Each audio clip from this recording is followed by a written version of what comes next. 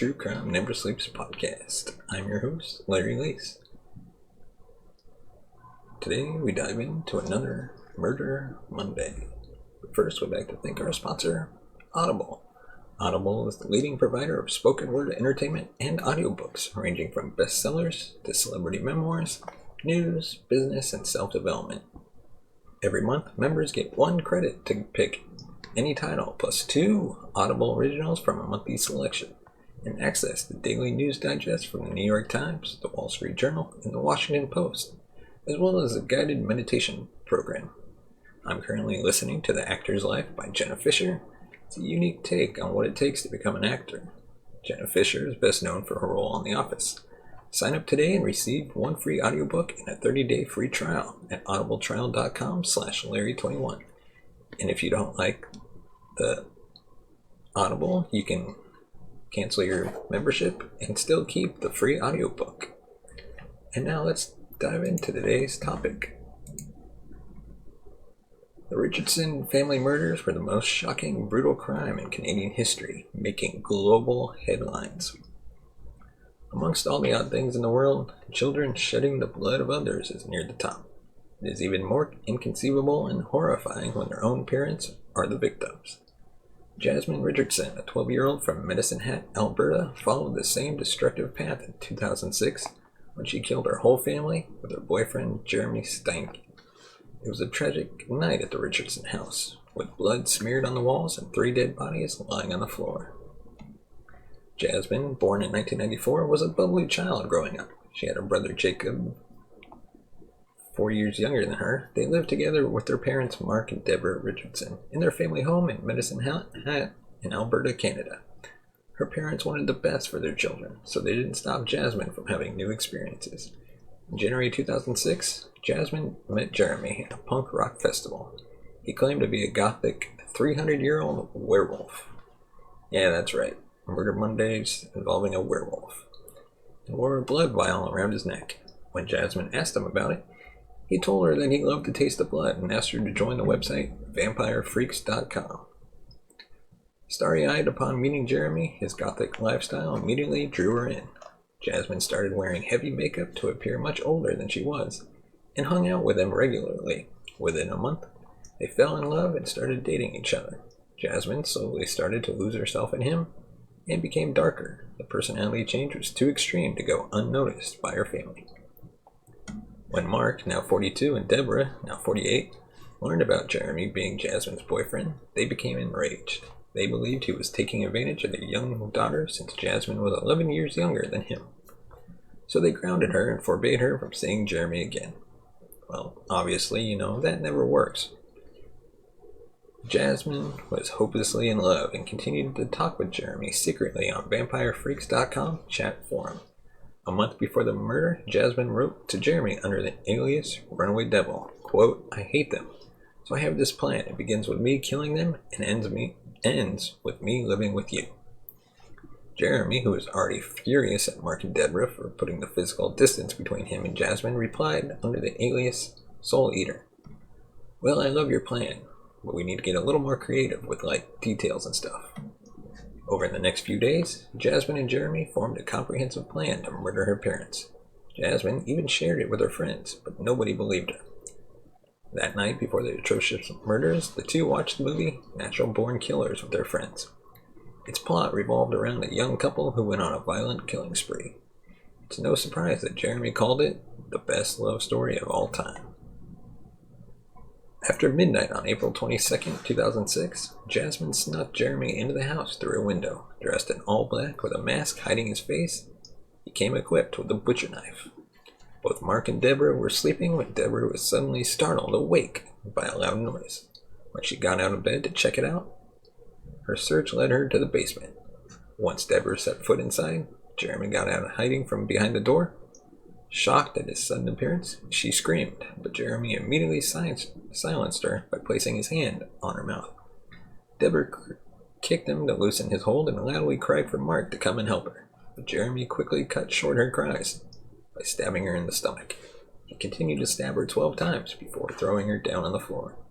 As Deborah breathed her last while bleeding out, Mark rushed into the basement after waking up from his wife's screams. Seeing Deborah's lifeless body, he charged at Jeremy with a screwdriver in a fit of rage. Unfortunately, Mark was no match for a skilled murderer like Jeremy. He aimed straight for Mark's heart and stabbed him. The screwdriver fell to the floor as Mark clutched his chest to stop the bleeding. But it was no use as Jeremy struck him again, piercing him 24 times. Spewing blood, he asked Jeremy why, to which Jeremy replied, "Because your daughter wanted it that way." And that was when Mark gave up fighting for his life and died with tears in his eyes. With a menacing laugh, Jeremy looked down at his hands covered in blood, called out Jasmine to come and look at the beautiful mess he had created. After seeing both her parents dead, she hugged Jeremy and whispered seductively in his ear how they still had one loose end to eliminate: her little brother. Under the guise of a worried sister, Jasmine dashed upstairs to Jacob's room to soothe him after he'd awoken from all the screaming. Jeremy entered the room as the terrified brother held his big sister for dear life. Jasmine left Jacob to join Jeremy at the door, and the two of them cornered the 8-year-old. Jacob felt increasingly terrified and addressed his sister while sobbing uncontrollably, saying, "I'm scared, I'm too young to die." As a response, Jasmine drove her knife into Jacob's chest, after which Jeremy slashed his throat. She justified killing her brother with the excuse that it would have been cruel of her to leave him in a world with no parents. After massacring the entire family, Jasmine and Jeremy headed out to a restaurant to celebrate. And now on to the shocking discovery of the massacre. Jacob's 6-year-old friend visited the Richardson residence the next day, on April 23rd, for a playdate. As he looked through the window for any sign of Jacob, he saw bloody handprints smudged on the house walls. Horrified at the sight, he screamed and ran to his parents, who called 911. When the police reached at 1 p.m., they were appalled to discover the brutality of the murders. The bodies had been slain so viciously that they immediately knew it was a crime of passion.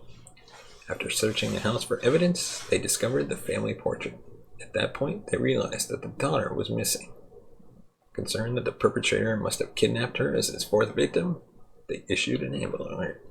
After details of the murder went public, the citizens became petrified at the thought of such a ruthless killer on the loose. People all over the world grieved for the Richardson family. Meanwhile, police officers visited Jasmine's school, hoping for clues to find her. They went through her locker, in which they found a stick figure drawing of a girl setting fire to a house with her family inside and fleeing in her boyfriend's truck. This unexpected find made the investigators suspicious, and they searched her computer's browsing history. It was then that they came across the incriminating messages exchanged between Jasmine and Jeremy. So in a shocking turn of events, Jasmine became a murder suspect and not just a missing person. The police utilized all their resources to track Jasmine and Jeremy down to Saskatchewan, about 130 kilometers from Medicine Hat. The two were arrested and charged with the murder of Mark, Deborah, and Jacob. While Jasmine refused to admit her crimes, Jeremy confessed accidentally. He was detained in Calgary jail when he had proudly told his fellow inmate about his triumph. You hear about that triple homicide? Yeah, you're looking at him. Me and my old lady have become legends. Little did he know that the inmate was an undercover police officer. The trial to decide Jasmine's fate began in July 2007. Even though she refused to admit to the murders till the end, the jury found her guilty. On November 8th, she was condemned to 10 years in jail, the maximum penalty for minors under 14 years. Being merely 12 years old, Jasmine was the youngest person ever to be charged with multiple charges of murder in Canada history. Jeremy's trial commenced later in 2008, and like Jasmine, he was also convicted of 3 counts of first-degree murder. He was ordered to serve life imprisonment with no parole for at least 25 years on December 15th, 2008. Even in prison, Jasmine and Jeremy continued to exchange letters where they promised to marry each other.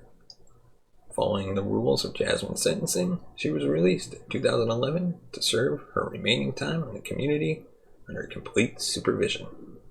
In September 2011, she enrolled as a freshman at Mount Royal University in Calgary, Alberta.